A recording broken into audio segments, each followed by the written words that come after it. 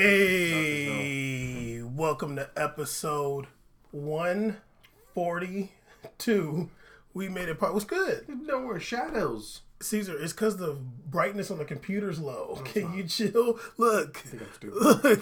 I put it low so the battery lasts longer. Can you say your Portuguese introduction? What's up? Yeah, what numbers again? Exactly. Episode 142. Boom. 42.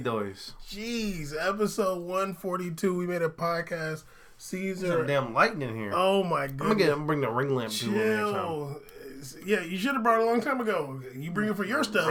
I'm actually going to leave you the clip on for him. Anyway, episode 142, we made a podcast. Caesar wants to quit. Not yet. Keep smacking that gum in this microphone. Oh my God. We made a podcast.com. We made a podcast on all social media.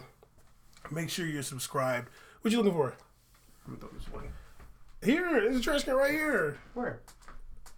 This dude is the worst, yo. He never get up once during his own stream on Twitch. Oh, I do. I get up all the time. We made it Ceez his own Twitch stream. Make sure you follow him. He'll appreciate that. I would. More than this. We made it podcast.com. We made a podcast on all social media. Make sure you're on Instagram. Make sure you follow us on Twitter. Pretty active on Twitter and Instagram. Not really that active on Instagram. Pretty much active once a week on Instagram. But we're active on Twitter. You know what I'm saying? Getting a crack at interacting with people. We're going to have a special guest today. Actually, today is Wednesday, January 29th, a few days after the tragic death of Kobe Bryant. So we're going to have a special guest to talk about that. But we're going to talk about some stuff first, really quick. I just want to give an update. I'm not gonna rant too far about this, but there's no soccer community in America. I just want you to know that. And last week, I had reached out to Eric Krakauer of BN Sports, and I was like, hey, man, remember when I said this on, Sports Burst? I talked about Liverpool's tactics. You said I was crazy, and then I came last week on the episode 141 with the proof that I was right. He said, send me the link, and I'll listen to it. It's been a week. Have had no. You know what it when is. When I sent the link, he responded with a thumbs up emoji. You know what I'm saying? Since then, we've heard nothing. So, you try to get the stuff going, and it don't really work. But maybe he'll listen to it. Maybe he's been busy. I don't know. Hopefully he listens to it, but he hasn't responded to anything yet. But it kind of reminds me of George that time saying, I seen your tweet from 3 weeks ago. Oh, shit, that's true. Also, this is very fast before we start talking about the real stuff. Boy, be sighing. Valencia beat Barcelona last weekend. We're not going to get into the game because it's been too long since the game. But I did watch the game and I did take notes, as you can see. This is my notebook that I use for when I'm going to do YouTube recaps. But I ended up not doing it for whatever reason. I don't know why I didn't do it. But I did bring back the Kondogbia tracker. Caesar, he was man of the match. Outside of Maxi Gomez getting the one goal, basically 2 goals, one was given as an own goal. But he was thugging. Kondogbia tracker, let me just go ahead and give it to you.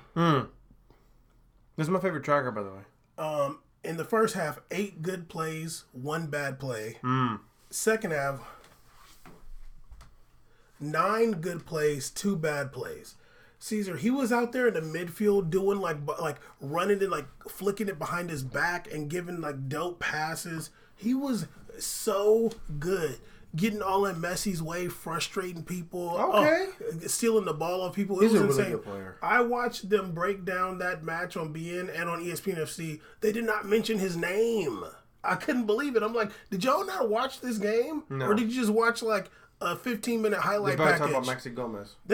I think they just be watching like a 15-minute highlight package, like an extended highlights.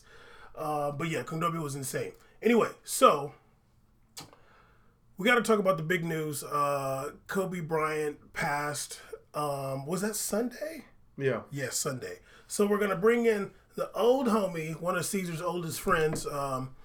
He, Lakers fan, and he's been on the podcast before. Ooh, I should have looked up what episode that was.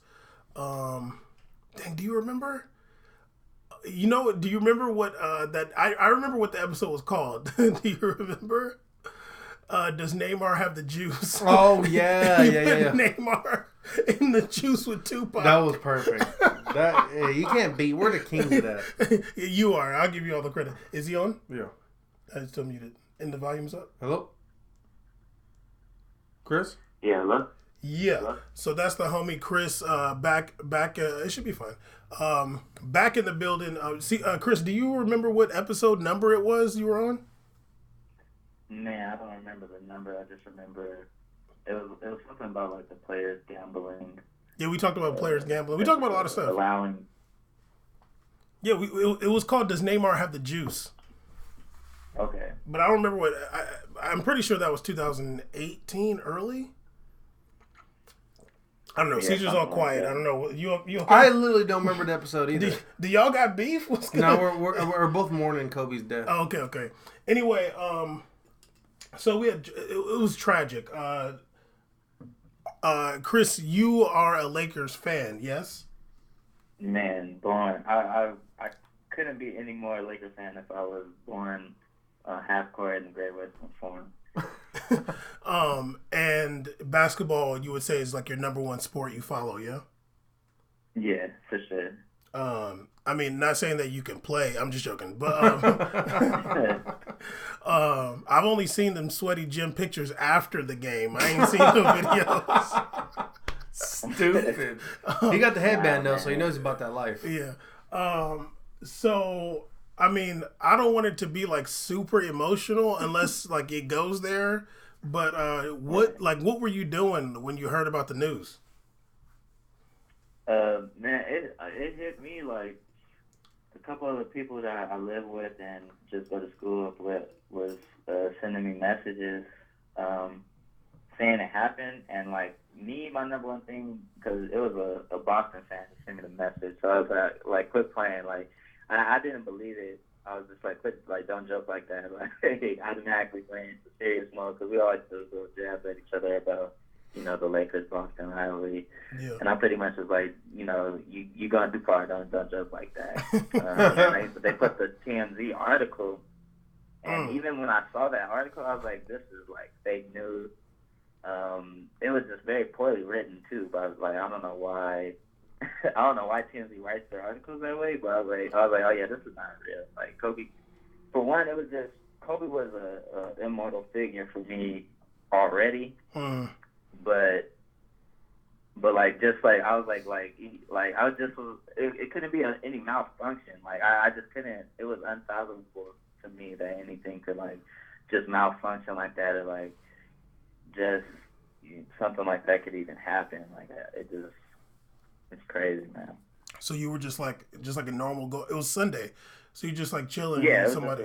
A normal day. I was waking up late because I worked a late shift the night before, and I was just waking up, probably about to get on 2K or something like that, and give somebody the word.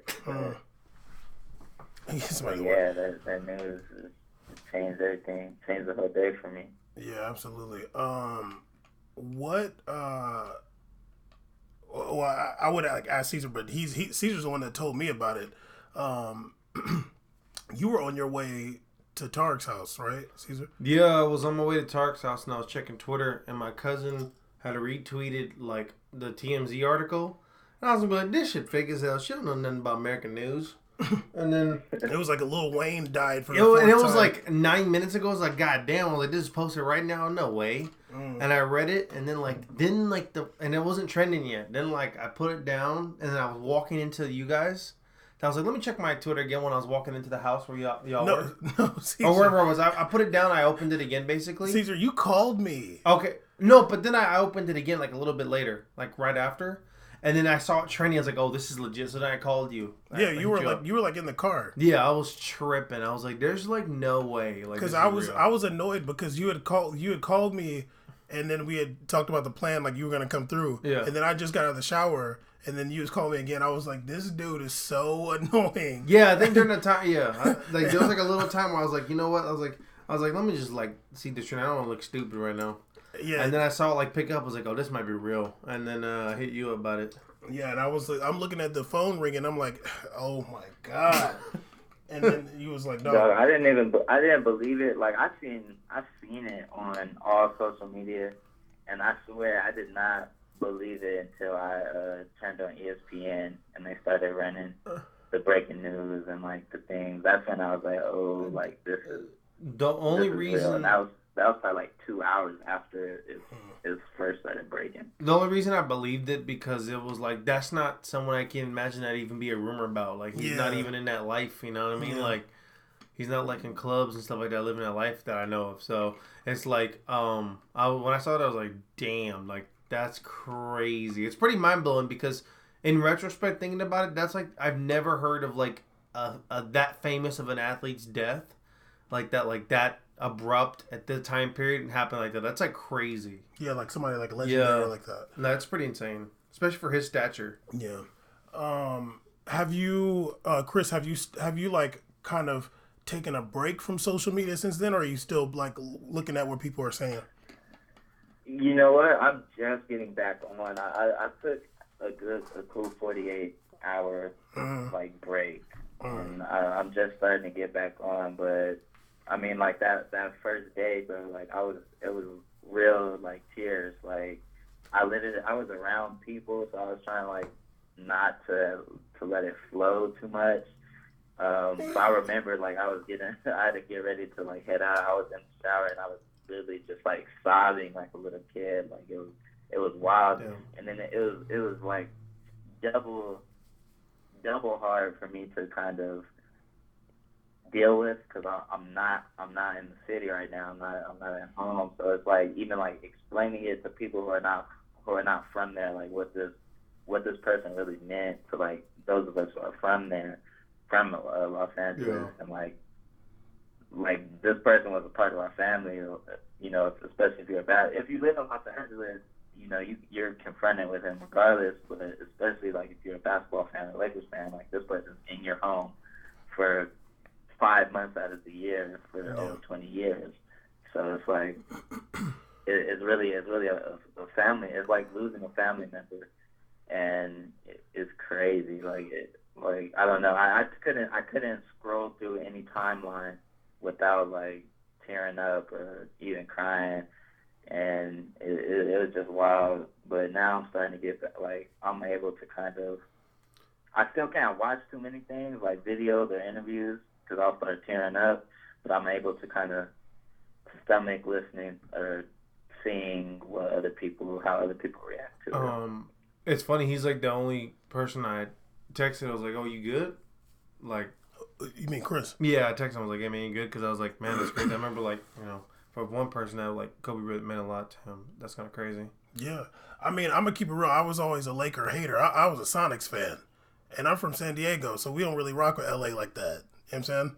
So Kobe for me was never like, I never really had that connection with him as a player. And actually I never really felt like that about like any athlete like that much. Mm-hmm. But like, so like when Caesar told me, I was like, damn, that's crazy. But like, I didn't have like any kind of like emotional reaction to it. But I can see like I know how Lakers fans are. Like I know, and especially since Kobe was there, like, well, maybe not like his rookie season, but like after that, like this dude is like, he's a god in LA. You know what I mean? Like he is like the number one guy over everybody. Right. And, you know, he kind of like made the Lakers franchise like for like the modern era. You know, gave him that like championship like mentality, and even though like I was a Laker hater, like and Caesar can attest, certified Kobe hater, like I would always respect like as a competitor, as an athlete, like that's the that's the peak, like somebody who's just like for sure. Like. I can definitely, but I mean the greatest testament to just who this person was for our generation, for just the mark he left. I mean, it goes to me well beyond sport. But if you just focus it just in the world of sport, like look at everybody who was like drastically impacted by his death. Not even like, okay, yeah, I'm condolences to the family. Everyone does that, but I mean, you had this little Neymar falling while he's playing, showing his respect. You had Mbappe going crazy, Balotelli going crazy on Instagram. You had the tennis dude, and these are people who are. That's like the generation that was watching Kobe come up, and they're not even in basketball. They're not. Most of them not even like American. Most of them not. They're just the world of sport and what this person meant to the world of sport. He was the only person. I would say the only person in our era in any field that had a philosophy for success, and night in and night out proved that philosophy for success was gonna work. Like, he tested it, and we all got to visually see this man test it, and time again, it proved to be successful. And then even after his playing days, like, winning an Oscar, starting his production company and content creation company, all of them were wildly successful using the same exact model that he implemented from his playing days. And I think that's where the impact comes. And impact comes like globally, and all these athletes and even just like entertainment people and business people, everyone, why he was so important. And then of course, being from LA, that was like you said, that's our dude. Like, that we grew up with him. Like, he came here when he was 17, and we rocked with him the whole way through. Yeah, I mean, he's no Gary Payton, but I feel I'm joking. Okay, stop. No, but it's funny because I was actually kind of curious myself to just see like how the next phase of Kobe Bryant's career goes, because when you're someone that's large, you're always curious to see that 20 they had, what's the next 20 going to look like? And I thought he had kind of a good thing going for himself. He's hitting the right areas and the right niche in terms of his career. And actually, I believe 2 weeks ago, this was actually his last major interview, was that when All the Smoke dropped the episode they did with Kobe Bryant at his place. And I had watched that interview, and they were just talking about the playing days, and then talking about how the transition from the NBA was now what it was before to now, and how like so many guards today have like used his game as an example of what they're doing today. Why there's so many more young talented guards in this league, or guard / forward in this year's, like, this era of NBA than there was before. Before you had titans in a league in terms of player, but now there's even some of the worst teams still have one player that could just give you like all kind of work, and it's kind of cool to see that all those players are like crediting him, like Jay Morant and Trey. All these guys are talking about how much Kobe meant to them coming up in these early 20s and players, and that interview was really good, and it was kind of crazy because I was watching that, and it was just like, you're like seeing someone so alive. So to just realize that like that's like that person is gone now for real is mind blowing. Yeah. So it was kind of crazy to me. Absolutely. Now, Chris. Yep. Is he there? Oh, I was like, wait, what in the world? Whoa. What's like? I mean, I feel like you might have kind of answered it already, but what's Kobe's legacy for you personally? Boy, if you gonna start, boy, if you cry, you better send us a video. We need content. Stupid. I'm weak. Nah, for me personally, like I said, I feel like it resonates especially more with me and just my whole family in general. Like, Kobe was let me go all the way back. Like, damn, I'm a Laker fan because I was born into it. Like, my father is a hardcore Laker fan, has been his whole life. So I just grew up always, that's all I knew. Like, purple and gold is all. That's the only thing that hurting my heart right now. Go ahead. And then with Kobe, it was almost like I said, it wasn't even necessarily him as a player. It was the philosophy around what made him successful at everything he did that was kind of like just the identity that I seen like all the great figures in my life embody, and which I try to embody myself, and it's literally just that work ethic and that no excuses. Like if you want something, you're gonna go and get it. Be curious, find what you love to do, and be the best at it, or do it to the best of your ability. Mm-hmm. And it's just that philosophy, that the cliche, the Mamba mentality, like that. It was an embodiment of like just my identity and how I lived and navigated life, and a big testament to my personal successes. So obviously, like for me, it was almost like a cult following, and that for me was like the hard part to explain to other people. Like, cause I mean, like I don't, especially being up here. I'm in the Bay right now, so it's like people are obviously affected by it still, but it's not the same as people in LA and just being in LA.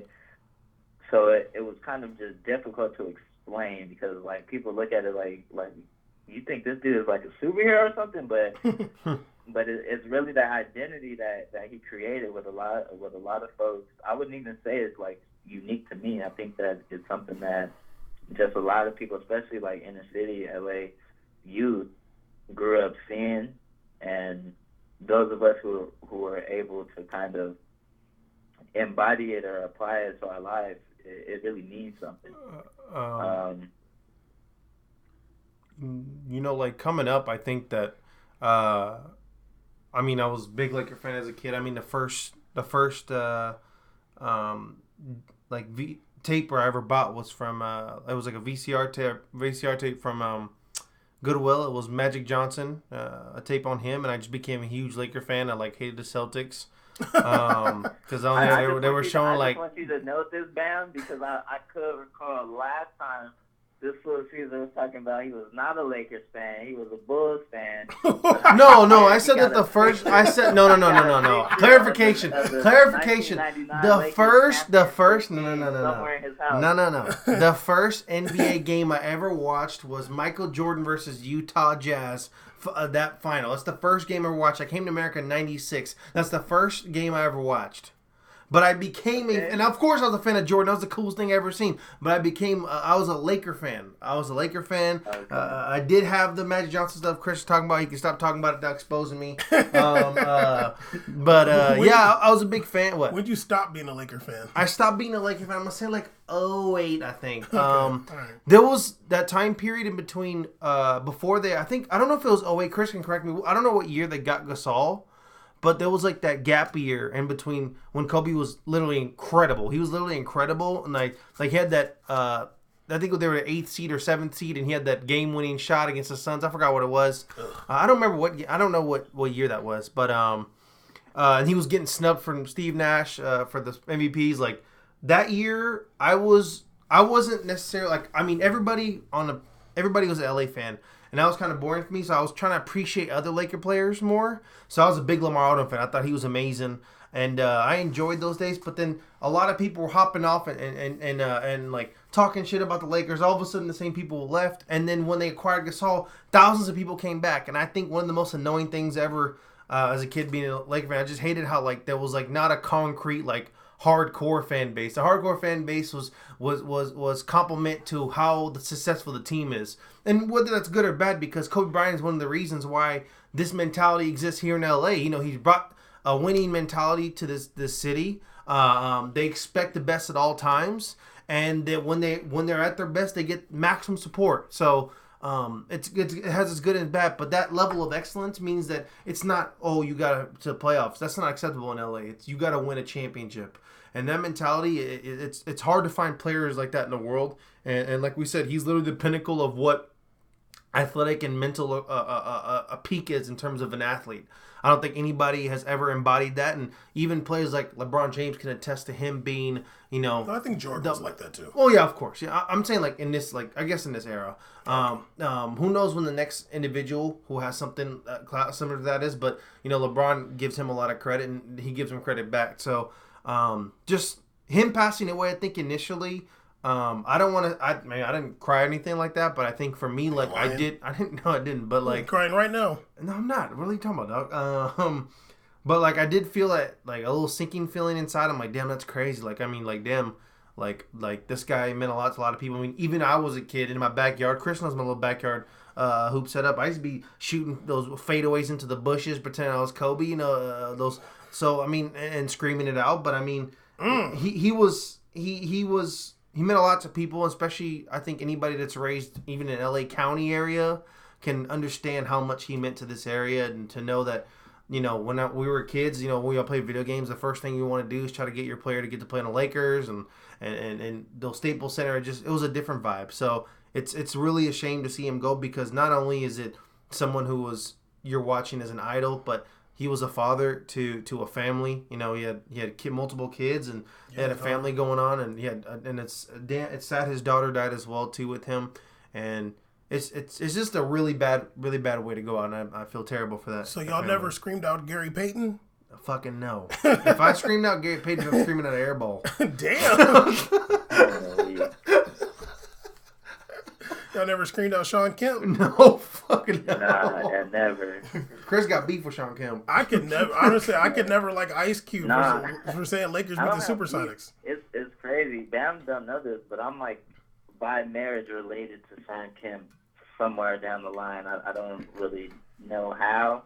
Okay. I have some ties to Sean Kemp. And then what happened? But I would never scream his name. No. You just hate him because he's family? No, because he's Seattle Seas. He doesn't hate him. Oh. Who yells out Sean Kemp on a shot? He's a dunker. It's because y'all never dunked before. Okay. Okay, Chris. I got to keep it all the way real. You're my homie. Now, you know we made a podcast. You know we go in. You're aware of this. Yes, for sure. Now, I want to talk about everything surrounding Kobe Bryant's legacy, but you don't have to be part of the conversation if you don't want to, because we're going to talk about that. No, I'm already knowing, man. Okay, because we're going to talk about 2003. Hey! Now, but honestly, out of respect, because that's your guy, if you don't want to be party to that part of the conversation, it's all good. No, I'm already not. No, I'm here for it. Okay, so he's saying when he comes back, he gets the hands though. Okay. We can shoot body for a minute. Shoot body when he comes back. So okay, for you, because obviously everybody has their opinions about this stuff, but for you, that rape case in 2003, which I would imagine all of us know the details. For a very long time. Does that in any way, like, is that a part of his legacy for you, or is it something that you just are not, like, it's not really important for you? You want me to be real with it? Hey, me? Do what you gotta do. If it's too real, we'll edit it out. Like, for what? I mean, I'm scared. Someone who's going to a prestigious university studying law. Okay. And knowing the details of that case, that man didn't do what he was accused of. I know that's not the right thing to say in this climate and time, but, I mean, it's the reason why the criminal case was thrown out so quickly. I mean, the lady showed up with all kinds of different semens in her underwear to the case, which didn't help her out. And it was just no evidence pointing towards him. So, I mean, it's like, I understand the social climate of today and why people have certain views on it due to like the allegation, which is not totally not warranted. I mean, it's obviously not a shining moment in his life, but I mean, like, he's a human being, he's a person. He's gonna make wrong decisions, put himself in bad situations, and not do the right thing 100% of the time. And that was one of those times. But in terms of, I guess, it actually being a rape, as it was alleged, it was no evidence pointing that way. The criminal case was thrown out so quick that I believe even the lady's law team knew that she didn't really have a case. And I mean, the civil case still being in the air was just, I feel like, a way, that they can get some money out of it. But he settled because, I mean, this man is also, he was in the playoffs, I believe, at that time, in one of the most intense Western Conference playoffs of I think, ever. So, yeah, he paid and settled. And I know, like, a lot of times when people see a settlement, that they just automatically assume that it implies guilt. But when you have that kind of money and you just don't want to have to deal with the excruciating travel, excruciating time crunch of going through the legal process, and you could settle it by just paying probably the same amount you would have to pay your legal team anyway, that's just what you're gonna do, because it's just more convenient. I'm sure if it went to the criminal, if the criminal charges were gonna be like moving forward, I'm pretty sure that I'm 99% sure, because he is still black, that he would have been acquitted, and it wouldn't have really moved further. But I mean, when you're a star at that level, even being acquitted, you're gonna have people that doubt you. I'm just saying, like, I read these books all day, every day, bro. It was no evidence pointing towards this man doing what he was accused of, and trust me, I call him how I see him.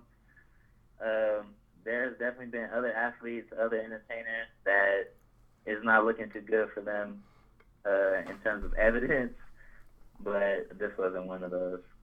Were you gonna say something? No. I mean, you would, okay. I mean, we have a difference of opinion on that, but I think you could admit that someone that's just like a regular person going up against like a huge star that's like very wealthy, it's going to be a lot harder for them to like make that case. And like historically, like rape and sexual assault is a crime that's like rarely adjudicated in a way that's fair for women. Like it's like their word, I agree with that. Their word is very rarely taken, and to prove like that it wasn't consensual, that's very difficult, so I mean, I agree with that. I agree with everything you're saying, but I'm saying that the evidence that was presented not only didn't help the case, it drastically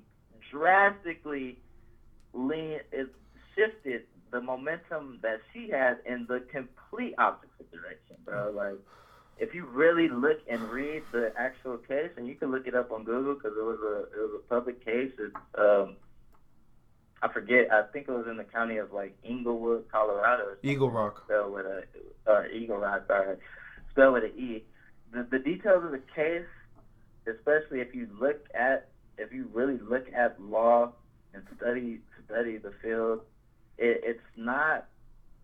It just doesn't add up. It's not like a lot of cases that we're seeing surface now where evidence, and even in the past, where evidence is like, you can say,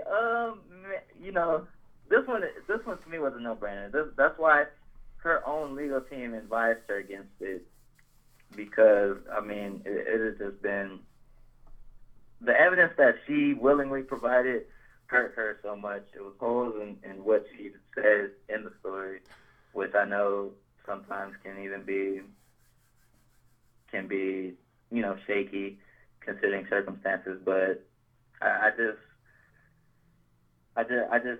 don't believe it, man. And I know it's not always the right thing to say, especially in this climate, but it's just, at the end of the day, we see it go so many ways for both sides of the spectrum, that you can only really just read it and form your own opinion about it, but it's no way we can really know what happened unless we're one of those two people. I think that with I think it's in term. I mean, I'm not gonna act like I'm an expert on rape case or anything like that. I really don't, and I don't know all the entire process. Nor do I remember the 2003 case that well. But from what I can gather from seeing how cases have been thrown out of court or not proven or settled, it's the issue with the rape case is that it's consensual sex can begin between two people, but it's hard to prove in terms of evidence presented to a judge, a jury, and in court, and there's a plaintiff and defendant. It's hard to prove when it got escalated to a point where it became non-consensual. I think it's always people need to understand that rape isn't just immediately always it's not consensual. It can start off consensual, but it can reach levels in which an individual doesn't want anymore. And the minute an individual or the individual states that I don't want to do this anymore, and you're still going, that's considered rape. Now the issue is how the fuck do you prove that? And it's hard to prove that. And I don't remember the case. I don't have it in front of me, so it's tough. And of course, like I think it's always, as much as he's not been tried guilty for it, so I'm not gonna say that he did it.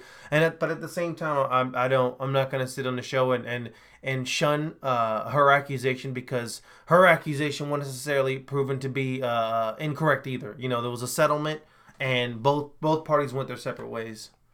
But you go ahead, Ben. Yeah. Right. I mean, yeah. But, I mean, the criminal allegation was completely thrown out. I mean, but that happens a lot with rape cases. Like, honestly, it happens a lot. But it's just, no, I agree. I'm not sitting here to say an accusation, but I would say consent also can be fully given and then also fully withdrawn completely after the fact, too. But that's not, I would say that's not a way to, that shouldn't be criminally charged. Like, obviously, you can think of the man as a scumbag after the fact. Okay. I'm sorry. You saying consent withdrawn after the act? Yeah, like the entire act could have been. Okay, I thought you were. I'm sorry. I thought you meant during the act. No. Yeah. I'm saying yeah, because the entire act could have been consensual, and then you can't relinquish that consent after the act is done, and to you know what I'm saying, like yeah. I mean, like, it's one of those things that, like, obviously there's a lot of people that believe him. There's a lot of people that believe her. I mean, I'm inclined to believe like there's no reason for it. Like, women don't generally go around lying about being raped by people. So I agree with that, but I especially in these situations in general, I try to my best ability not to generalize an entire group of people and try to keep it specified to like this, to the each unique situation. I feel like that's kind of some of the issue we have now in this time, is that too often we generalize these type of cases or these type of situation or how it plays out, instead of just taking an objective look at unique situations and circumstances that are specific to the situation at hand. And I feel like that's what you have to do with these cases on a case-by-case basis. And obviously, I mean, the way law is, you use past cases to help validate your argument for the current case. But in these specific type of cases, is very important to pay a great deal of attention to details and circumstances, and to treat each and every one as its own entity, and not try to group them all together. And that's what I try to do. And with this specific one, I side with the defense more. I mean, I feel you. I definitely agree with that. His case reminds me a lot of Ronaldo's case. Like, what the women described is very similar. That, like, I mean, I can understand, like, a woman being in a situation where, okay, if somebody's being pushy, like, you feel like, okay, the best thing I could do is, like, try to give in a little bit so then they leave me alone. But like with the Ronaldo case, and like he basically admitted to it in his deposition.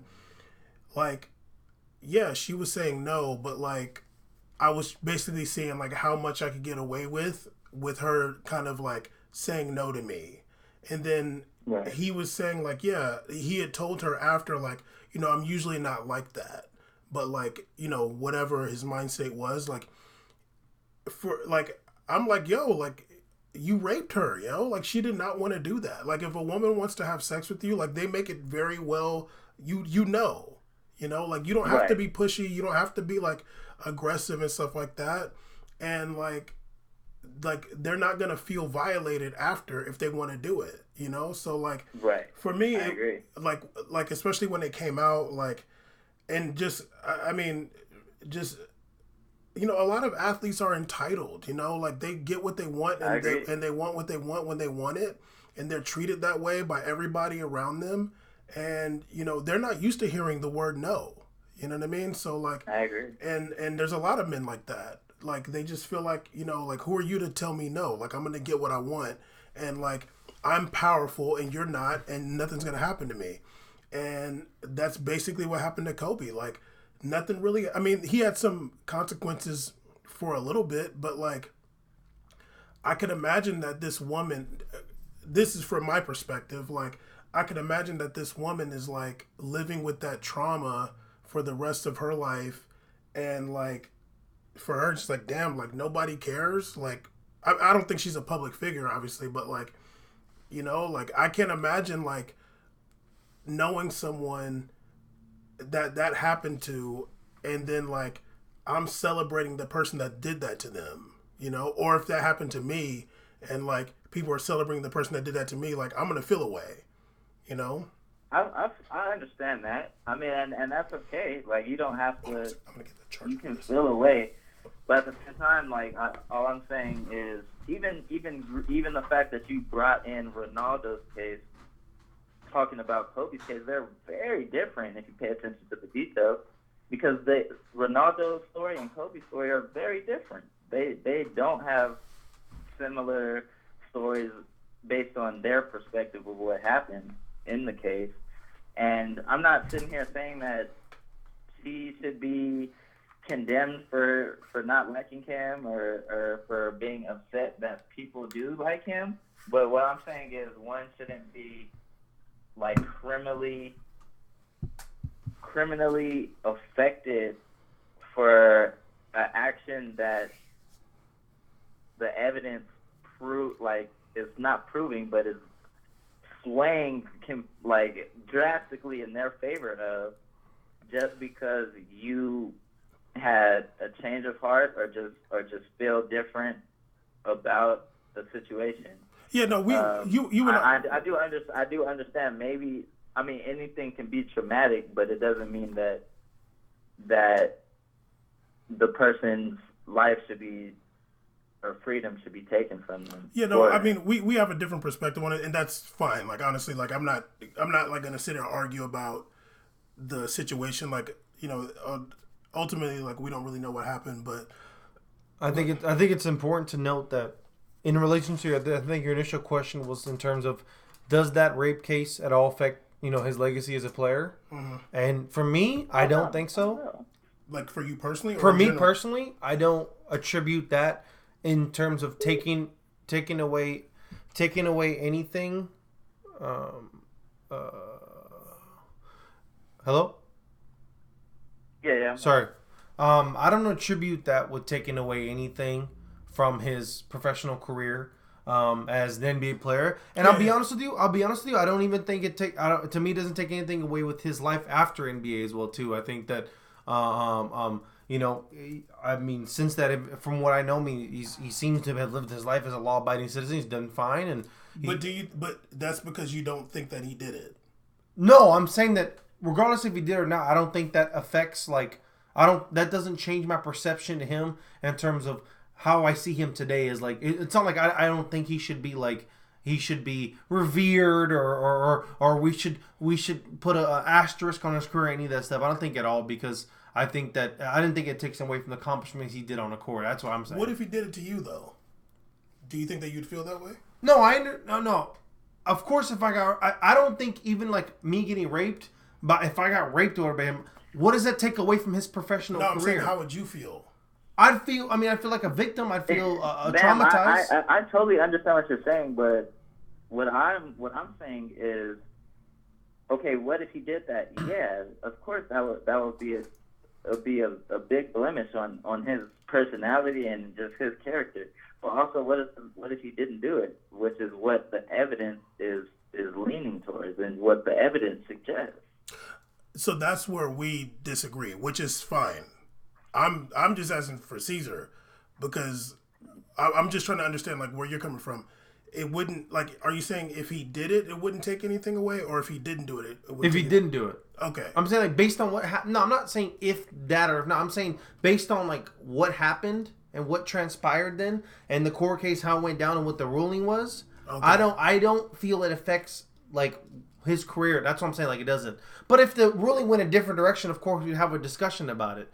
But it didn't. That didn't happen. You know? He did. There was a settlement, and then I don't know about the criminal case and stuff, but there was a settlement, and so no one was tried guilty for this. Do you think a lot of men get away with rape? Absolutely. 100%, all the time. Yeah, but the thing is, this is the argument, and I agree with you. But the thing is he's passed away. He cannot defend himself in the situation. It's over with. Okay. Yeah, he denied it. He denied it, and it's over with, and there was a settlement. It's over and done. So if we're talking about this what his career is now, and what it was, then I can't put that as a blemish because of what transpired. It was a settlement. It was negotiated, and that's the same thing. We made it. We're the only outlet that made any stance towards about the Ronaldo situation. And when everybody was taking sides in terms of deciding that even clubs were saying that we're shutting down this woman's accusations, all we said and we made it was that I want to wait until it's over. I'm not going to sit here and pick a side before I know anything. Just because I don't care what Ronaldo says. I don't care about his weird ass post. I don't care about Juventus weird ass tweets. Let's wait till this is done to make it fair because you're innocent until proven guilty for sure. Well, Ronaldo raped that girl. He basically said it as he didn't get. Well, look. He didn't get tried guilty for raping this girl, so it's over. Well, he settled, yeah. Yeah. So but that's because it's so difficult in Absolutely, and I agree with you. In a criminal case. I agree with Bam in Ronaldo's case. The evidence is not looking good for Ronaldo. But he's good. It's over. It's over. He's solid now. Like, Chris, it's funny because, like you said, there's some other people that evidence don't look good. I just want to ask you who's the other people. Yeah, for real. It's like a segment. Who's the evidence not looking good for? Well, I mean, no, I'm not. Whoa, no snitching. We're not gonna go down the whole laundry list of like Woody Allen, but like, Woody Allen. But honestly, I mean, I don't want to like stay on this the whole time. Obviously, I mean, let's move past that. Like, it's always tragic when someone like a plane crash, a helicopter, like those like things like a car crash, like those things are unexpected. And like he's a big public figure and he had a huge impact on people's lives. Even for me, somebody who was like, I don't like the Lakers. I mean, I'm talking about from a sports aspect. Like, I don't like the Lakers. I don't like Kobe because he's a Laker, basically. Even for me, like, that mentality, as somebody who's an athlete who played sports my entire life, like, as an athlete, like, that's, like, that mindset, like, you can respect that. You know what I'm saying? So, like, I don't really care much for Kobe outside of basketball. So, like, for me, like, just looking at him as a basketball player, it's just like, yo, dog, like, that's you. And I used to say it about LeBron, like, maybe earlier in his career, like, yo, like, he need to be like Kobe. You know what I'm saying? Like, if these guys was, like, more like Kobe, if Chris Paul was more like Kobe, you know what I'm saying? Like, if Russell Westbrook was more like Kobe, like, he'd have won some. what? He would have won something. Yeah, exactly. You know what I mean? Because getting more into the basketball side of things, I don't even think that Kobe is like one of the better like natural athletes, actually.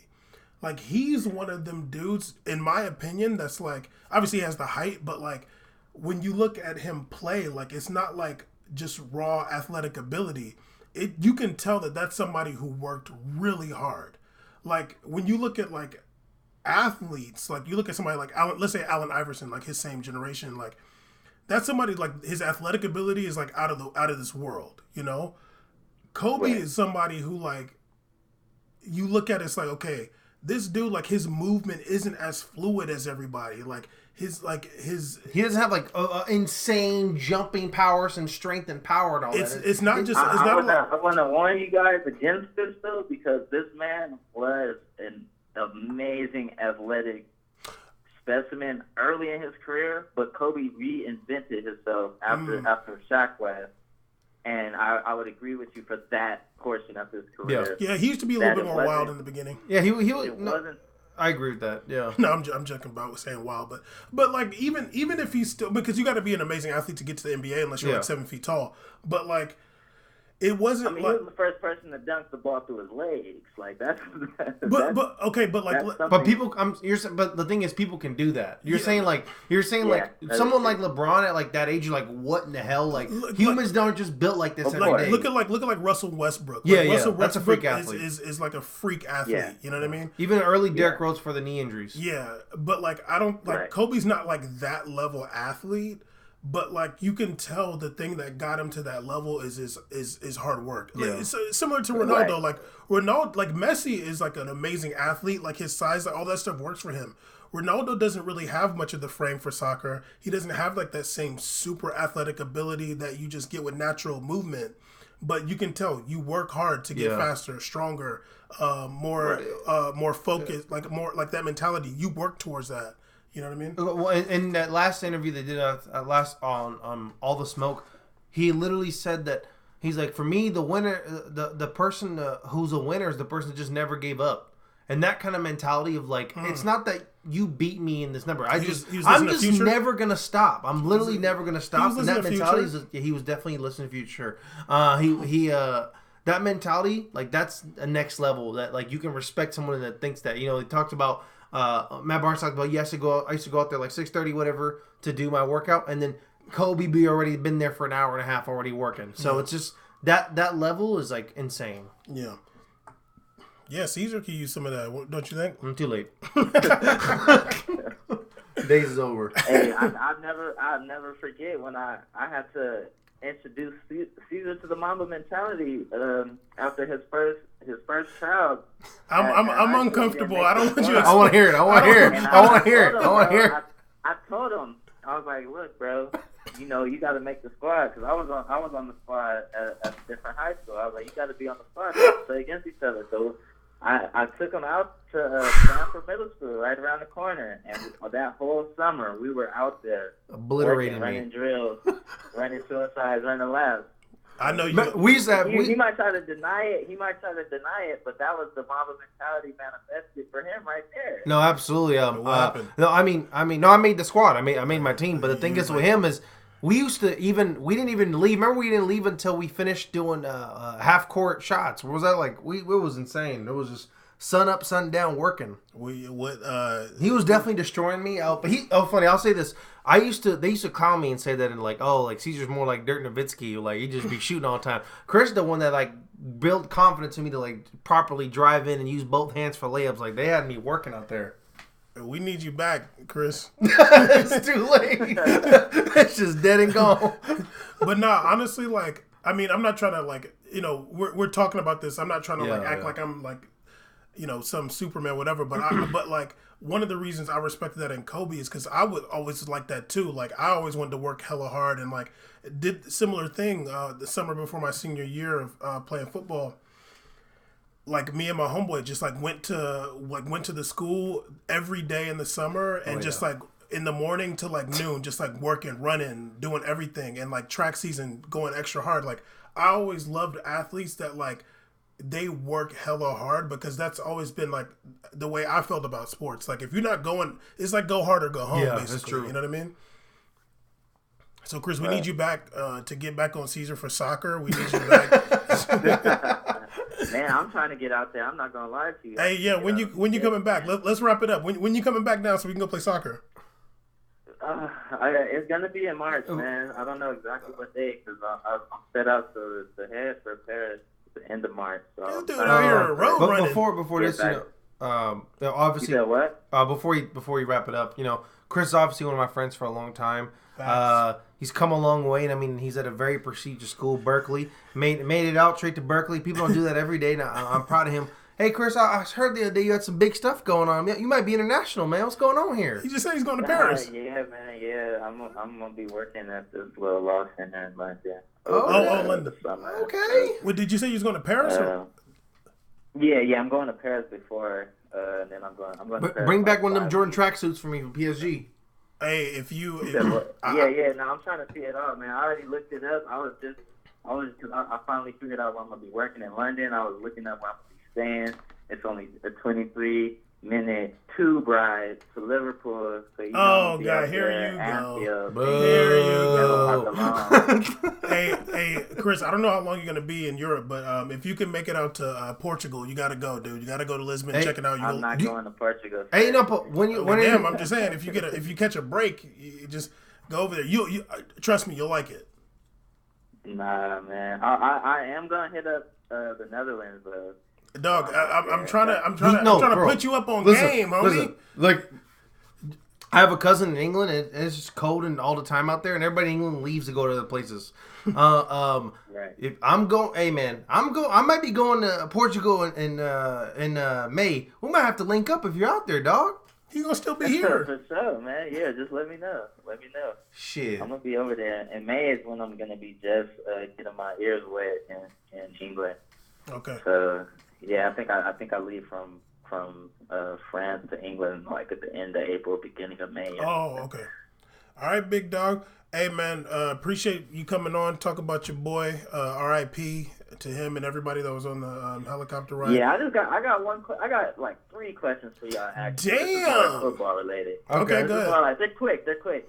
For one, I don't know. This is probably more for Caesar. What is up with Juventus on FIFA? Are they not with the video game no more? No, what happened was that what happened was that it's not really known about this. It doesn't really happen to European teams, but if you've paid attention to other teams not being included, like a couple years, like for example, if you look on FIFA right now, they have a majority of first division Brazilian teams, but there's no players on there that you would know. They're all randomized players because the licensing is for Pro Evolution, the other game.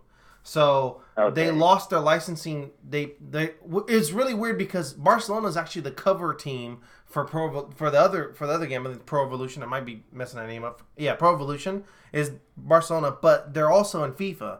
But Juventus is a team associated with Pro Evolution, but they aren't licensed to FIFA anymore. FIFA EA Sports, so they're only in Pro Evolution in terms of like the club jerseys and brand. But the players are still there. It's just weird. It's money messing up the whole gaming world. But yeah, it's kind of what's going on. Like for example, like the China League, and that's why you have like in FIFA you have other, and there's like all these random teams from different parts because those licenses are for other video games. All right, yeah. And then this one more for Bam. This is really just me rubbing it in, but look at it. I'm telling you, this for both of y'all. Look out for my boy Ismail Sarr.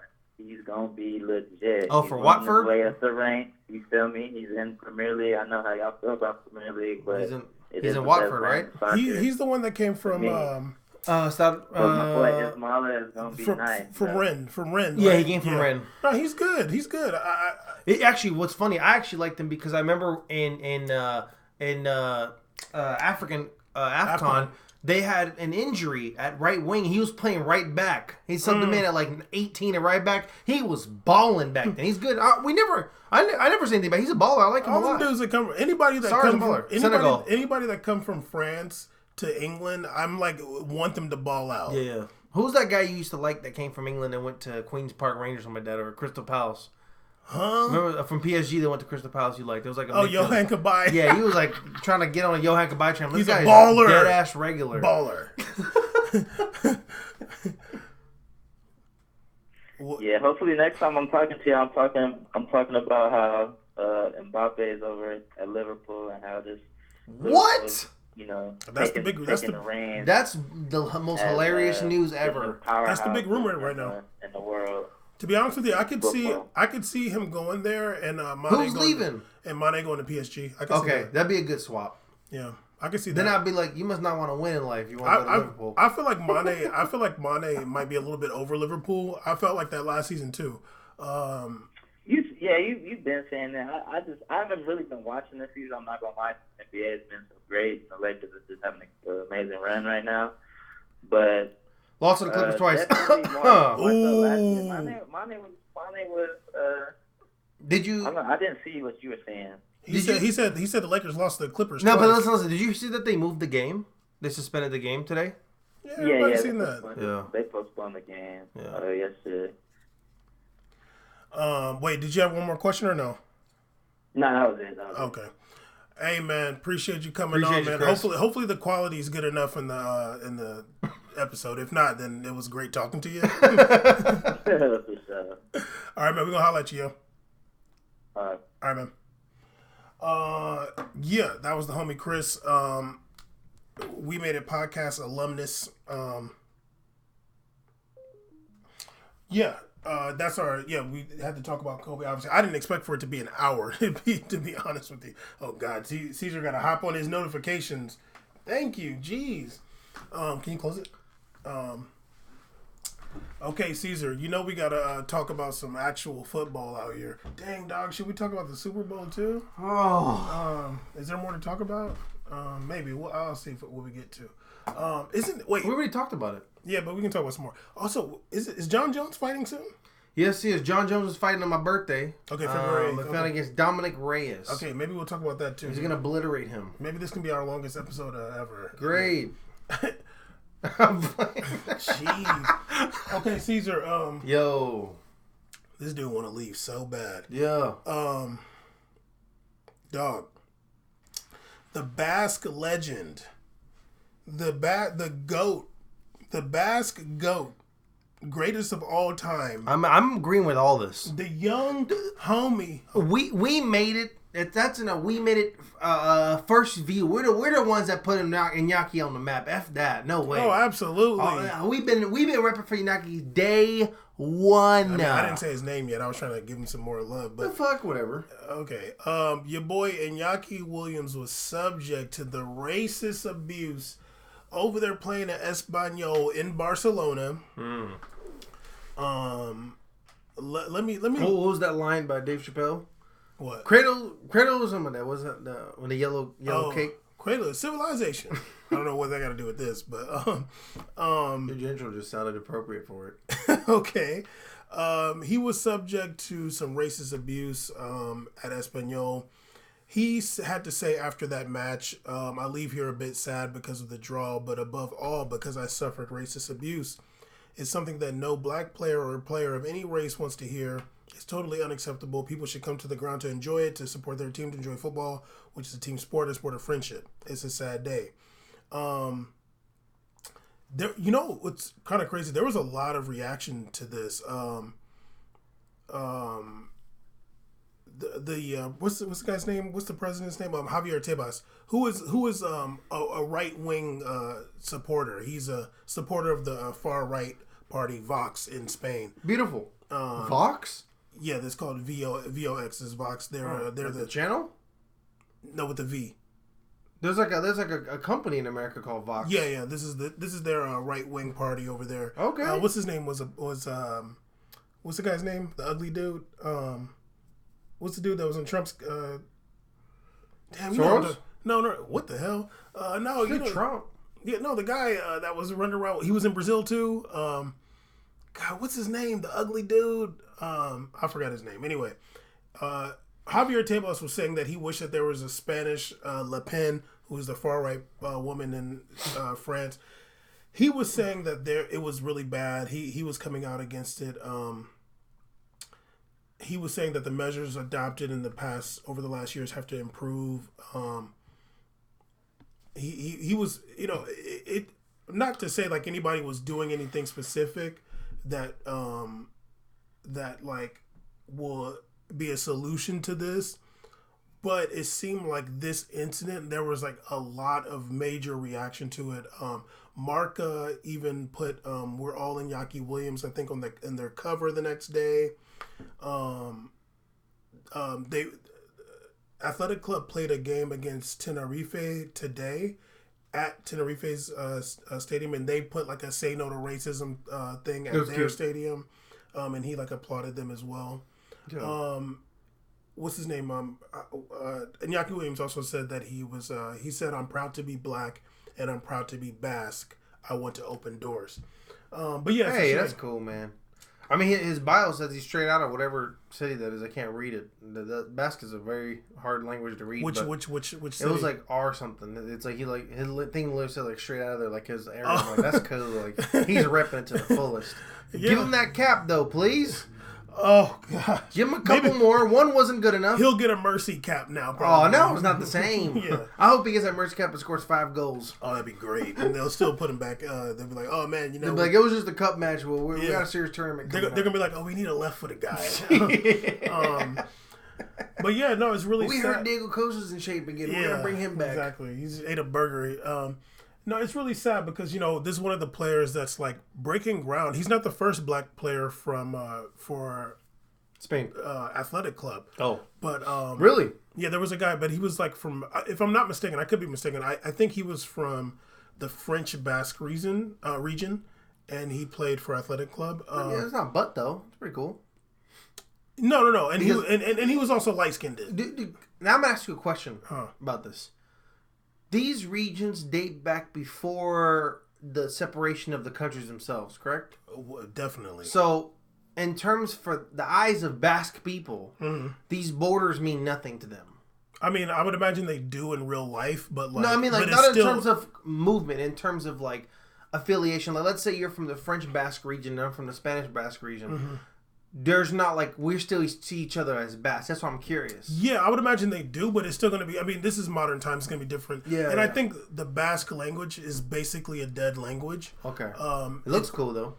The names look cool. It's one of them languages that's, like, they don't even know where it comes from. Like, it's like... People just start saying it? I think it came from, like, elves underground or something like that. Garden Gnome started it. Yeah, but I've heard that... No, that's Welsh, actually. But... I mean, it's modern day, so like if you're Welsh doesn't make sense. Welsh is weird. Basque is weird too. Yeah, I just like the names. The names are cool. Like their last names. Yeah.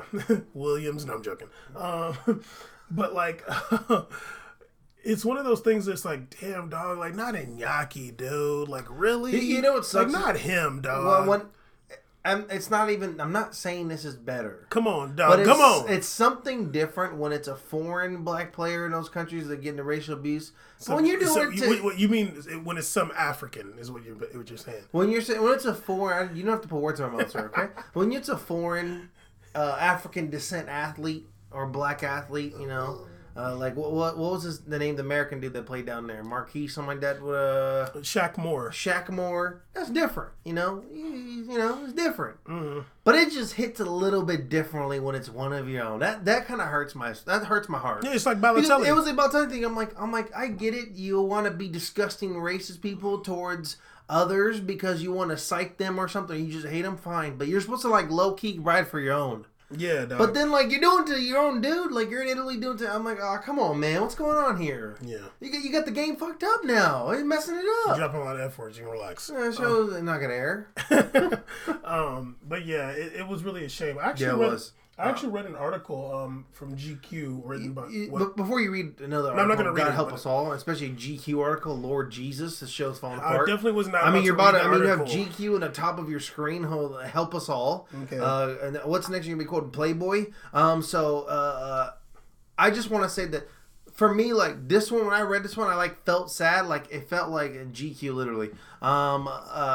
It kind of really hurt my feelings this one. I was like, dude, this sucks. Like, yeah, because Inaki never hurt nobody. He's never hurt nobody. An angry player. He's not an angry player. He just every time you watch a play, he just come out there to do his job and get to work. And he's a baller. And when he gets to work, stats don't define this man. You literally watch, you're like, this. He has an impact on his field. At any of these top 10 clubs in the world, Inaki could not only start on those teams, easily. But you would see an effect from it. You'd be like, yo, he's doing something. Who need him right now?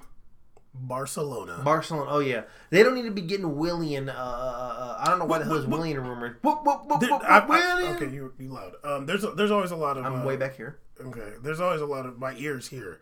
Don't care about that. Care about the people, not you. There's always a Willie to Barcelona. I've seen that for years. Yeah. They didn't learn from Coutinho. Oh, you be racist to Brazilians now. Typical. They're both black. I read an article by Sam Bloom in GQ. It's called, the title of it was Why Racism is on the Rise in Soccer Again. It was an interesting article. Most of it was like kind of going through some of the history and some of the modern incidences of racism in international football. He talks a little bit about politics. He talked about Brexit a little bit. I'm gonna keep it real, because I saw one of the people that we follow, Shireen Ahmed, she had retweeted it, and then I saw that dude's tweet, and he was like thanking a few different people for like helping him, and I was like, damn dog, like we should have been part of this. Like I actually tweeted him back and said, like, I wish we could have been a part of this, because I was like, we talk about racism in football more than anybody, which is a fact. I mean, it literally... it's not even close, happened so much. I think there was a span we talked about for like 4 weeks in a row. It might have been 5, honestly. Jesus. We were like so over it. But Italy just could not chill for like 1 week. Italy was like, we just got to turn up every week. And yeah, we have. But we talk about it more than anybody. We talked about it. And people can talk about it as a response to something happening in game. But on this show, we've talked about how there could be changes done in North America to help make the game more and universally accessible for people of all minority backgrounds. We've discussed here in this country. Sure. So we've not just delved into incidents, we've delved into how it can help people across the board. And also we talked about, and we also have the solution for racism. And absolutely, we have the solution. And I sent him that too. We got the answers. Yeah, and I sent that. I was like, we talk about it more than anybody, which is like obvious. Nobody talks about racism in football more than us. And we also have the solution for it. And I'll put the link to transfer ban. But it was a good article. I think anybody should check it out. It was in GQ. Sam Bloom, pretty extensively. He had some people, like the first black player for Chelsea, and a couple other guys had some quotes on here as well. But also I wanted to talk about Vincent Kompany, because recently he said that, because right now he's a player manager and commentator. Is he a commentator as well? He's like a guest on Sky Sports. Oh, okay. A pundit guest. Where else is he playing? Oh, Anderlecht. Yeah. He was saying that he believes that racism in soccer can be truly tackled only when there is diversity in the boardroom. Basically saying, he said, to quote him, if you go through the entire landscape of football, every single board, every single management room will have no diversity. He was speaking at a global players union for FIFPro. Wow. He said there's no representation whatsoever, as much as 0% in most of those boardrooms. That's a great point, actually. He said, somebody makes a monkey chant and we want to ban him for 10 years or deduct 15 points, but we're looking at the wrong issue. He said the issue is that people making the policies have absolutely no diversity, and that also means gender diversity, to even start a debate on what the most appropriate measure is. Wow. Okay. By the way, this is a topic you'll never hear on BN. We actually watched Sports Burst today to see if they would talk about Inaki Williams, the GOAT, the Basque Lion legend. I just saw George's messed up collar on his jacket. That's all I saw. And they talked about other stuff. And they talked about the Super Bowl, and that's about it. Vincent Kompany went on to say, I've been saying this for 2 years and I've got nowhere. Nobody is walking through the corridors of power thinking this is a main topic. Basically saying that these boardrooms, they don't even care about when racism happens. No, they don't. They probably, on the low, they probably like it because it's like bring more attention. Publicity. Yeah. I'm sure Caligari had more had a boost in viewership games after that happened too. Mm-hmm. They're like, oh look, the last couple weeks we had more people watching us. Let me tell you what this. I have a lot of respect for Vincent Kompany after reading this article too. Let me tell you what this brilliant man also said. Okay, big head. One of the largest domes ever, rivaling you. You know, he's still the champ. You know, definitely. Like, you wear an 8.5. He probably wears like a I don't 9. wear an 8. So I'm increasing it by half every week. It's not 8.5. Caesar, you wear an 8. I'm definitely a 7 3/4. Oh God, no. I am. Caesar. I am. Caesar, it's not about how it fits 7 3/4. It's I wear a It'll 7 just be 3/4. on there. It's on my head, sir. It'll be there. No, and it goes to the front. Okay. Anyway, Vincent Kompany said, you know from the start of your life that there are positions you're never going to get to because you didn't grow up in this environment. You didn't go to the same school as these guys. He said the best term is the glass ceiling. You're walking up those stairs and you see how high you can go, and all of a sudden you bounce against this invisible wall where you can't go up any further and everybody else can. Jesus Christ. You know, talking about like what a bar. Talking about the real realities of what's going on in the behind the scenes, like where the decisions are made. You can get a bunch of people to run around and kick that ball around, and you can get people in the stands to go watch them. But the real decisions are made behind the scenes. And if they're not putting any real emphasis on like these heinous acts, they're not saying like, yo, like we really got to do something about this. Let's all these teams get together and like see what we can come up with. Make it public. If you know, it'll be real funny. Go get let's say England, get their staff, these boardroom guys, get them all in a room. How are we going to tackle racism? And they turn that camera and it's a bunch of white dudes. If they had the little placards across the row of Premier League top flight teams, and they showed all executive board members, all you'd see is a sea of white. I think there's one woman that's on like maybe West Ham, but I can't remember. Well, no, actually, there's like a Chinese guy too. Well, there's some owners Newcastle and stuff, but I don't know they're who's going to be sold now. Yeah, we're gonna talk about that. But you don't know if they're like board members. Oh yeah, or, ownership and board. That's CEO different. Or executive is different. Yeah. So yeah, I really like what Vincent Kompany had to say. Like he's talking about the real aspects, and hopefully he can be in that position at Anderlecht. It's a start. And honestly, I think we should be hired in one of those positions. They should have us in some boardroom and in some soccer team. Let us at least host it. Host what? Like an event where there's discussions. No, I want a salary. I mean, you're gonna get a salary for that. I think that we could be on the board in a soccer team right now. Oh, I think so too. Yeah. Put me in Real Madrid board. We'll get it cracking. Make me what's it called, a general manager. Let's see what's cracking. Go be co-general managers at Monaco. That'd be cool. It'd be cracking. I think we'll do an amazing job. No, I really don't think we do that at all. I can't speak a lick of French. I can get people to speak French. Yeah, exactly. What's it? Not even a big deal. I literally put out a tweet and I get 3 people at the door. Hardy's going to France Hill. Oh, it's over. It's game over. They don't know how hard they're gonna be working. We bring in Mama mentality over there too. But I think and obviously it's not just like we're all we care about is racism. Yeah. No, but this is a thing like really good people got to go on the pitch to do what they love, and like there's a bunch of there's a bunch of fans there that really care about this person. Those teammates care. Even the opposing teammates are gonna have a lot of love and affection for this guy, and then there's gonna be some people in the crowd doing monkey chants, saying racist stuff to them, and nothing's gonna happen. It's not that racism is always the issue in terms of what we need to fix if we were to be board member, but think about this. You have a soccer game that goes on, right? Or you have a football game that goes on. Liverpool plays Everton. In terms of something that... Actually, no. Let's talk about the game. What was it? Brescia played... I forgot who it was. Spal. What happened? Name 3 bad things that happened in that game. Nothing. The game started. The game ended. People played soccer. No one got injured. No one died. It was safe. But what happened that had nothing to do with the sport?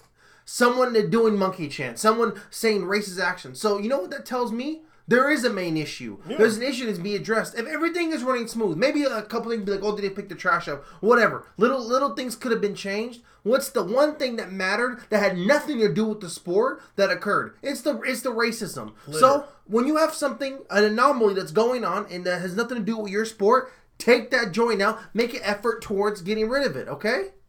Caesar got a rubber band man wild as a Taliban right now. Okay. Representing. Rubber band man wild as a Taliban. I used to rock those when I was like 18. I'm trying to bring it back. You know what I'm saying? It's been a while. I was like 20. People wear Air Maxes again. I can bring this back.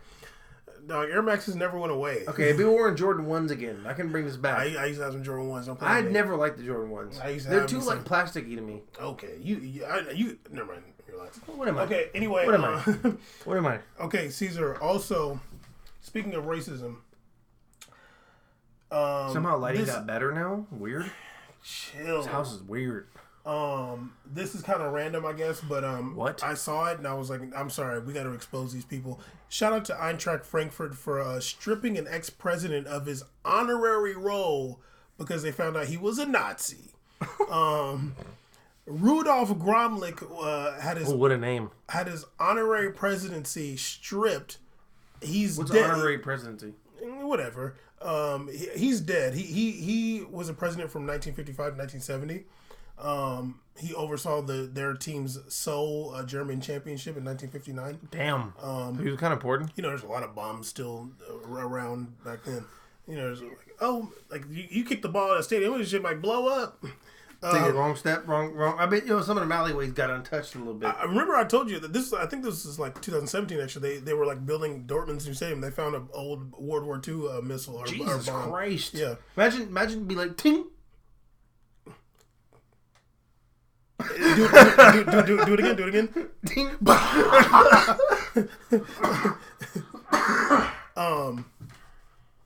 They said he had been a player from 1929 to 1944, but don't care. But yeah, they came out recently and they were saying that they found out that he approved of the Nazi tyranny, and also Eintracht Frankfurt, if I'm not mistaken, they've banned members of the right wing party AfD from Eintracht Frankfurt matches. So yeah, they don't even let those dudes. Shout out Frankfurt. Yeah, they don't even let Tommy's favorite team. Okay, and also, you know what I'm saying, they won that cup against Bayern. When Prince Boateng was there, yeah. I watched that match too. Yeah. Well, maybe like the second half. You definitely did boom, boom, boom, skipping it, but yeah, skip master. But shout out to Eintracht Frankfurt. They're like nah, they're not like it's our history. It's like he was a Nazi and we're getting him out of here. They didn't go. The situation was different. They said, "See ya." Yeah, for real. Also, really quick. Another article to read. Go ahead. Really quick. Newcastle United's in talks on a Saudi Arabian takeover. Negotiations between. Does it have to be worded like that? They're about to buy the team. The takeover. £340 million takeover. I got that money. The Saudis' public investment fund is they're in talks with Mike Ashley, the owner of Newcastle. Like the state. It's state owned. Yeah, it'll be like what's it called?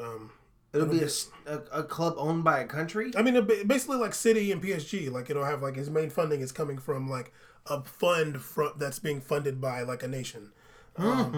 Cities like that, PSG's like that. Investigations only, please.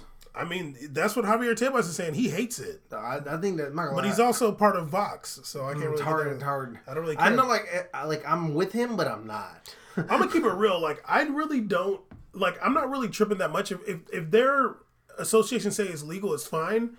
But like, I don't really like you giving it to Saudi Arabia. They killed Jamal Khashoggi, man. They cut up his body. What did you just say? Okay, anyway, you don't know about it, but nobody does on this listener. Yes, they do. They know about Jamal Khashoggi. I know you have faith in our listeners, but I don't. We only had 4. I know you read to them. I know you read to them every week. You read to them, but no.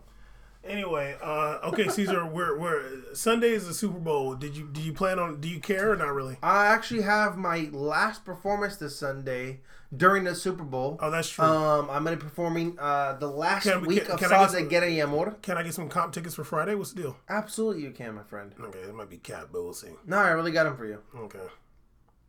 Just Venmo me $10. Yeah, there you go.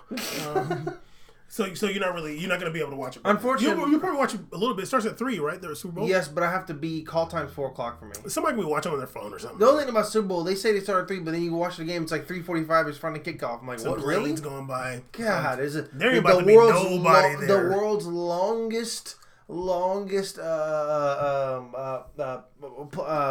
it called? What's it called? When they sing the song. National anthem? National anthem, yeah. You better not be playing. You only hear because you memorized that. What? You have to memorize the national anthem before you get to. It's memorize the Pledge of Allegiance. Pledge of Allegiance. My bad. Yeah. Stupid. You don't know. You don't even. You were born into it. Must be nice. Yeah. Well, you got 2 passports. I actually think there's gonna be a lot of people there because at your play. Yeah, this is not that world, so I can't. This is true. Cool. This is true. But some of them theater people.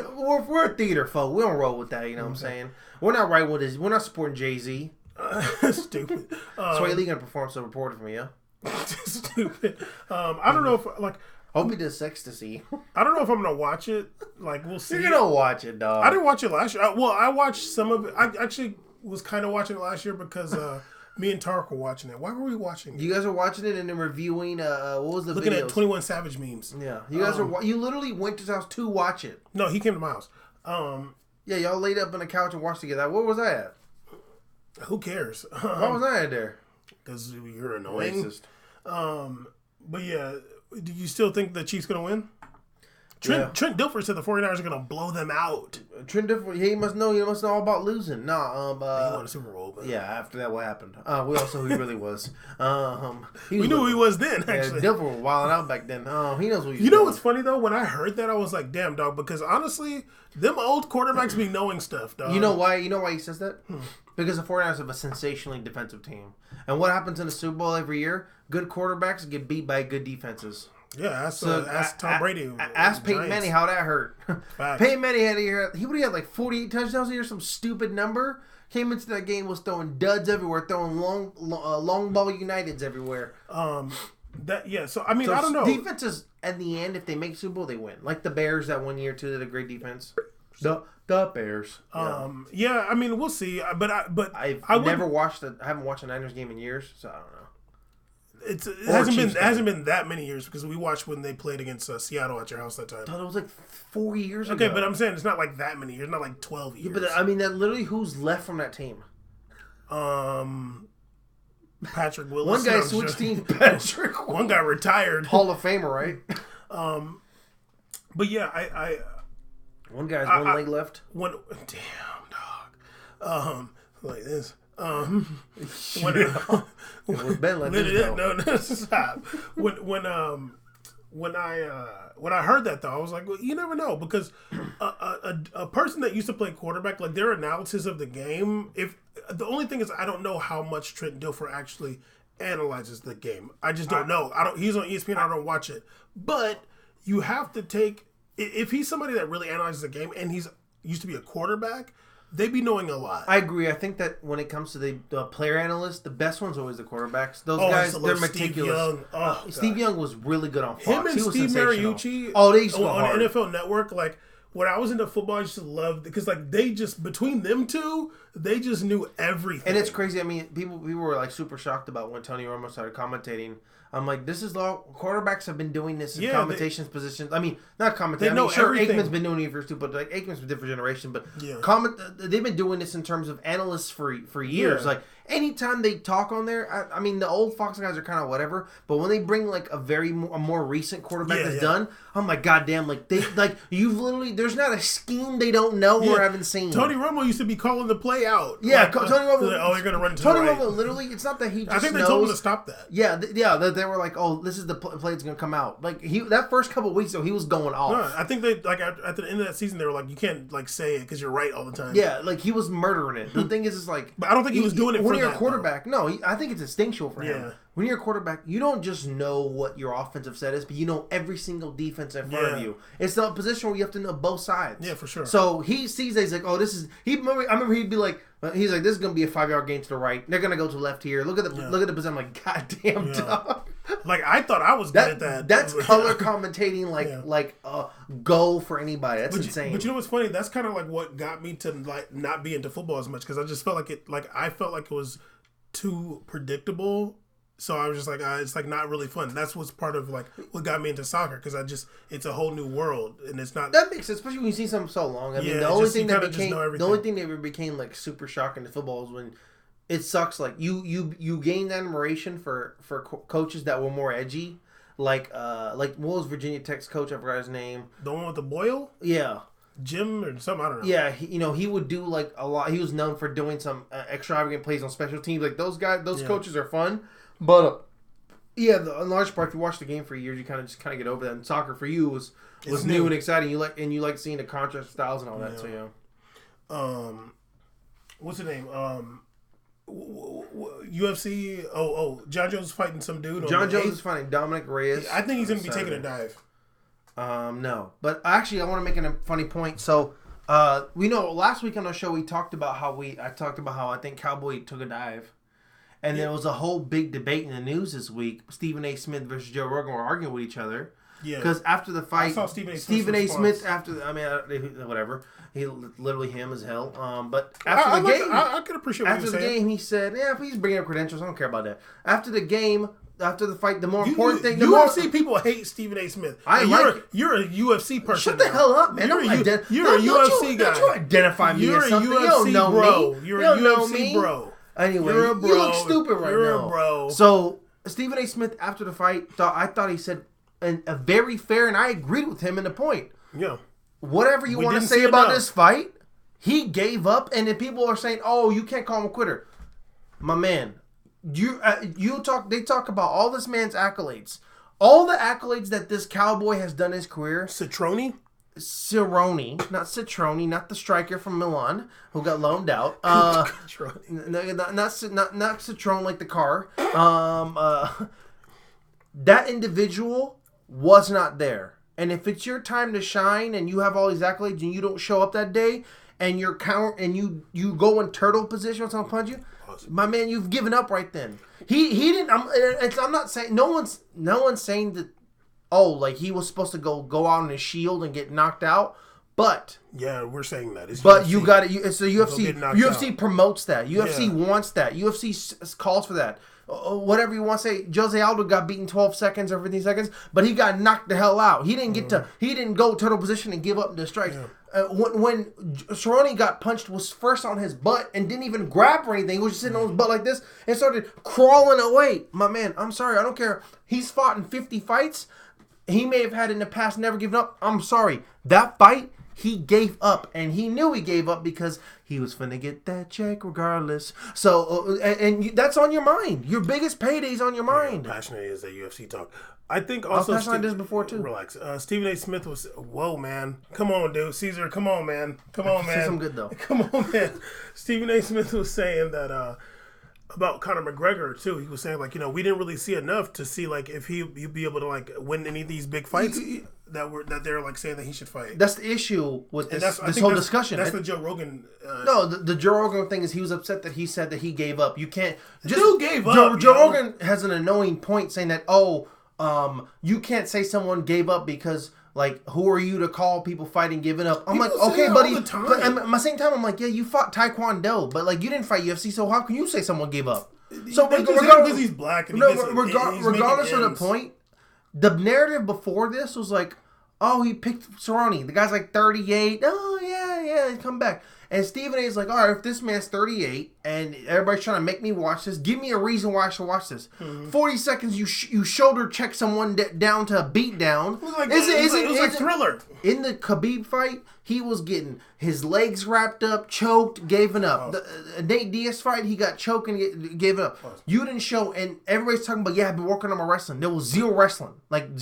So nothing was shown that he can beat anybody. And he collected a dub, and the media's in love with Conor, and so they all start writing this. But I think Stephen A. made a very fair point. I didn't see anything that made me go, oh man, the man's back. Yeah, just because he said nice things all week, that's PR, buddy. Anybody can learn PR. Literally, they had another famous figure, Ariel, this week saying like, I don't want to see Conor fight this guy because even when he brought up this guy, he got nasty again. I just like seeing him focus, fighting people he respects. I'm like, that doesn't work like that. If you're going to fight somebody that brings out the nasty in you, to me, that's just showing me you're fighting someone that brings out the real you. Because if you're flipping into this person, then what? I'm supposed to just watch you fight the people that you respect so you can be a nice guy all the time? Like, that's who you are? How many fighters are contracted under UFC? Do you know? I believe it's in the 300s, 200s. I just want to see how much information. I don't know that. This dude know everything about all UFC. I know is that Bellator. I can't even ask him nothing else. Boy, UFC, he right there. Remember everything. Forgot your sweater, but you. But how old is Conor McGregor? I don't know. How old is his wife? His wife? How many kids? Hey, the charges going up in England though. I mean Ireland. They own them. Look at this guy. Know everything. He might join that Ronaldo train. When did Martin Luther King's wife? Coretta Scott King. She wrote a great book by the way. When did Martin Luther King's mom die? Holy Jesus! Yeah. I didn't even know when how'd she die? How'd she die? I don't know. Yeah, see, I wasn't born here. If she was UFC, oh, okay, but you can know UFC because I know when Mario Franco died. Exactly. I know my people. Anyway, that's it. We Made It podcast episode 142. Gotta give a big shout out to the homie Chris, aka Hardy. I don't know. Does he go by Hardy anymore? I don't know. He goes by Hardy, I think, still. For chiming in on the Kobe situation. Definitely talked about that for like an hour. What's today? Champions League, I think, is back in 2 weeks. Please, Lord, hurry up. Look, I want to check Twitter right now to see if Cavani's gone to Atleti yet. Like, geez. No, they're definitely sleeping out there now. Like, what in the world is going on right now? But yeah, we'll definitely be back next week. You know what? If Champions League is the week before this, is in 2 weeks, maybe we can try to do the gaming episode next week. That'd be really dope if we can do that in the week before Champions League. You dig? Let's get it cracking. I'm at the UFC when I can start cheering. Anyway, I don't know why you gotta hate on. You're just a hater. You're just a hater. You're a hater. Episode 142. We Made a podcast. Holler.